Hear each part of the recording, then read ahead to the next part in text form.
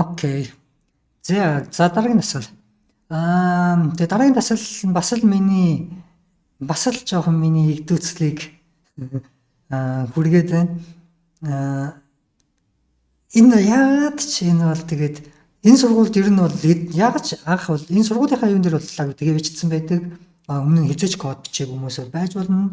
Энэ хамаагүй нэ тэрээгээд лаг бичсэн байдаг. Гэтэ энэ бол ягаад ч яг тийм зүйл бол биш байна. Энэ бол үнэхээр ямар ч үсэн дандаа суйртай хүмүүс зориулсан тийм зүйл байна. Харагдаж энэ дэр хааны газар бичсэн байгаа бох. College level яра.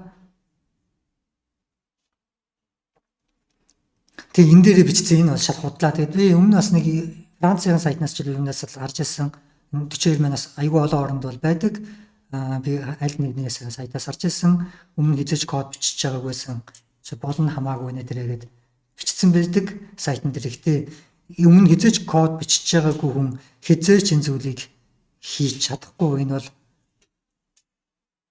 энэ дээр зүйлснээр миний их үзлийг жоохон хүргээд байгаа. За тэгэхээр энэ дасгалын нэр нь болохоор ийм ямар нэгэн файл үүсгэн дотроо ганцхан 42 гэсэн бичиг байгаа. Өөр юу ч байхгүй 2 байт хэмжээтэй файл байна. Энд дээр харах юм бол 2 байт хэмжээтэй 42 гэсэн.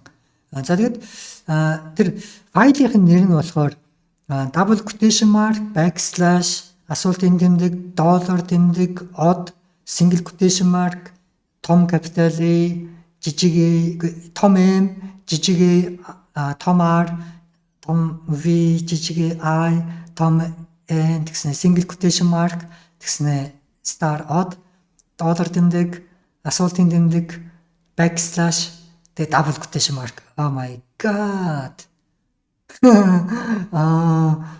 Энэ бол баахан special character-ууд орсон байна. Дандаа онцгой character тэмдэгтүүд эдгээр тэмдэгтүүд бол яг энэ Unix system command line юм дээр. Тэгэхээр бүгдээрийн escape хийх гэдэг зүйл хэрэгтэй болно. Escape character гэдэг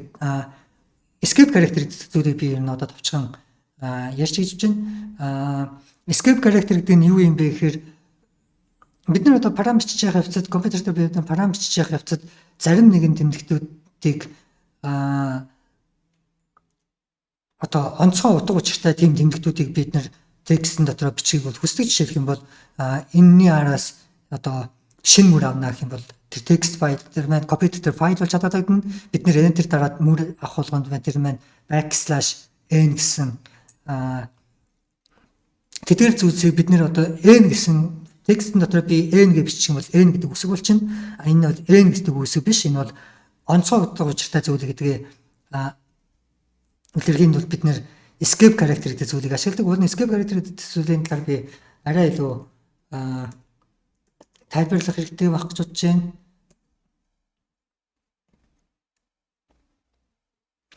Escape sequence. Одоо энд бол Java парамын хэлнүүд дээр бас өөр байдаг. Жишээлбэл энэ бол JavaScript гэсэн парамын хэл дээр escape character-уудыг бол бичсэн байна.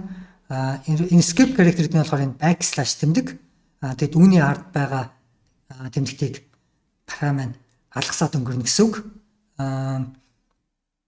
За тэгэнгүүт энэ болохоор одоо single quote одоо double quote гэсэн backslash хоёр давхар бичсэн байна. Энэ маань болохоор текстэн дотор нэг ширхэг backslash болох болно.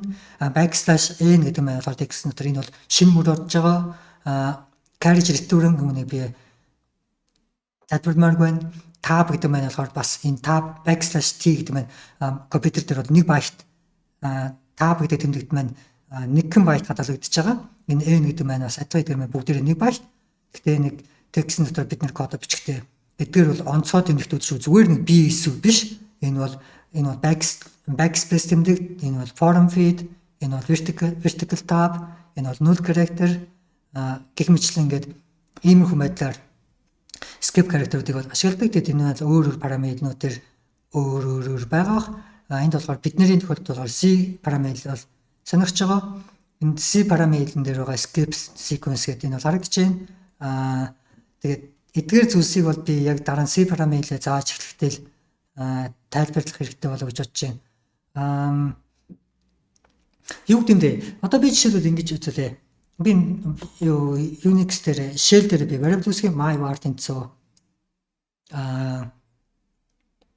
текст юм ямар нэгэн текст байх болно.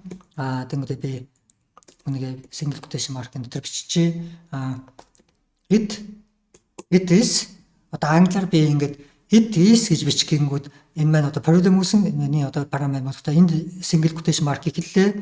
Энэний араас ингээд текст нь явж байгаа юм байна гэж бодно. Тэгснэ энд дуусчлаа гэж бодно. Тэгснэ араас нь s ийм гараад ирэнгүүт параметр алдаа заах болно crash. Тэгээ энийг би юу хэлээд ойлгоолчлаа. Тэнгүүд энэ бол зүгээр нэг энд одоо энэ single quotation mark маань энд одоо энэ single quotation mark маань юу гэдгийг хэлж байгаа юм хэрэг энэ бол text энэ text маань эндээс эхлээд энд дуусч байгаа гэдэг зүйлийг би илэрхийлэх гээд байгаа. Тэгэхээр энэ it is гэдэг зүйл ороод ирэх юм бол text-ийн дотор маань problem үүснэ. It is my name ч юм уу. Whatever. Тэнгүүд энд болохоор ингээд problem үүсээ. Тэнгүүд энэ бол энд одоо string энэ text маань энд дуусахгүй шүү гэдэг би параметр хэлхийн тулд энд backslash юу тавьж байгаа. Backslash одоо юу quotation mark. Тэгэх юм бол энэ маань одоо асуудалгүй байх болно. Oh. No. Oh my god, олон. Энэ зүгээр жишээ. Энэ ихтэй shell дээр л ингэж болохгүй байна. Бол өөр параметр бол болно. Жишээлбэл би node javascript би энэ дээр variable үүсгэе. Text тэнцүү. Энэ дээр бол заавчууд нь энэ бол өөр параметр. Энд би it is түн би javascript гэдэг хараадсан энэ одоо хамаагүй. Тэнгүүд одоо энэ javascript маань болохоор text маань эндээс эхлээд энд дуусна гэж ойлгоно. Энэ single quotation mark нэр. Тэнгүүд энд болохоор hey юу энд дуусаагүй эндээс эхлээд энэ хүртэл явах гэж байна гэдэг энд дуусахгүй шүү гэжлээ шүү гэдэг яахын тулд үүнийг алгасаад өнгөрөө гэсэн escape character гэдэг байна. Тэгвэл параметр явжаад энэ escape character-ыг харангуудаа үүний артлын тэмдэгтийг энэ бол онцгой утгуучлаад өмдөг. Тэгээ энэ хоёр байтыг нийлээд энэ хоёр тэмдэгтийг нэг зүйл гэж ойлгоо. Тэгээд алгасаад цаашаа үргэлжлэх явах болно гэсэн үг. За одоо би ингээд тэнгууд text. Окей. Одоо энэ бол асуудалгүй ажиллаж байна. Хэрэв би энэ escape character-гүй байх юм бол энэ маань error заах болно. Hey энд it гэдэг одоо энэ text маань ингээд дуусчлаа. Тэгснэ энэ s гэдэг энд юу заагаад байгааг ойлгохгүй байна гэж сумзаадсан. Error syntax error гэдэг гомдлоод эхэлж байгаа. Үүнийг escape character гэж нэрлэдэг. C параметрын дээр яг адилхан escape character маань backslash зарим өөр параметруудаар өөрөөр өгдөг. За тэгвэл би энэ таслаас ичсэн гараад бай. Одоо энэ фолдероос гараад бай. Тэгээд make дээр exercise 05 энэ шиг ороод cd exercise 05. Энэ дотор одоо би баахан escape sequence бичнэ гэсэн үг. Энэ арест жоохон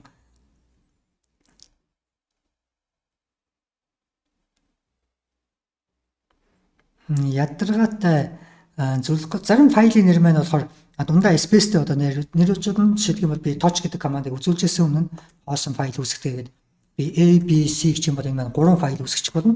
Ярих юм бол ABC remove ABC тэгвэл би энэ touch гэдэг команданд hey наа чин ABC гэдэг чинь 3 файл биш ээ. ABC гэж дундаа space нэртэй ийм нэртэй нэг файлаа гэх юм бол би готрон хаалт тавьчихна. Одоо би ингээ ls-ийг харах юм бол ABC гэсэн ганцхан файл бол байгаа. Энийг устгахтаа бас адилхан хаалт дотор бичээд ABC гэж чинь энэ бол нэг input шүү гэж аргумент чинь. За тэгвэл би одоо энд саяны файлыг үүсгэхдээ touch backslash double quotation mark ягаад гэхээр энэ backslash гэдэг нь болохоор нэрнийх нь нэг хэсэг нь. Тэгэхгүй энэ double quotation mark-ын дээр би бас адилхан ABC-г бас бичиж болно. Энэхтэйгээ яг адилхан дахиад би үнийг устгахаа. Double quotation mark. Тийм учраас би энд тэгэл болохоор би энэ double quotation mark бол энэ одоо энэ файлын нэрийг тусгаарлаж байгаа зүйл бол биш. Энэ double quotation mark бол энэ файлын нэрний нэг хэсэг юм шүү гэдгийг оруулахын тулд энэ escape character double quotation mark араас нь дахиад ташуу зураасаа нэг чинь ингээ бичиж болохгүй энэ маань өөрөө онцгой тэмдэгт тэгэхээр хоёрыг бичнэ гэсэн үг. Эхнийх нь болохоор escape character дардлих нь юуг skip хийх гээд байгаа юм бэ гэдэг нь байна. Тэнгүүд би энэ ташуу зураас бичих гээд байна. Тэгээд энэ зүйл маань бол болж байгаа. Тэгмээд асуултын тэмдэг байна. Асуултын тэмдэг маань бас shell дээр онцгой keyword, онцгой character, онцгой special character. Тэгэхээр энэ бол онцгой character биш ээ. Би нэг зүгээр файлынхаа нэрэнд оруулах гэж байна гэж бас бичнэ. Тэгмээд дараа нь доллар тэмдэг байна. Дахиад энэ variable нэ тэрэ болоо бичиж болно. Нэг shell дээр variable үүсгэхдээ бид нэр FT user ихтэй урталт нь доллар тэмдэг тавьжсэн shell гэдэгтэй адилхан.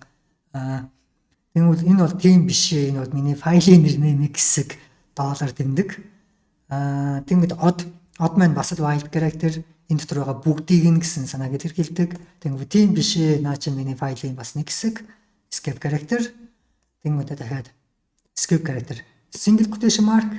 Oh, it's the crazy. MRLVIN.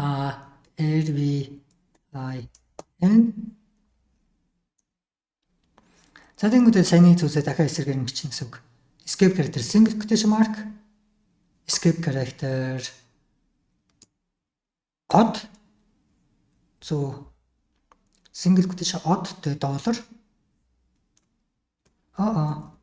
Би бах space тарчлаа сандгаа. Backspace жоохон зүүн инструмент. За тэгэнгүүт энд болохоор одныхоо дараа доллар backslash асуултын тэмдэг backslash тэгмээд backslash double quotation mark.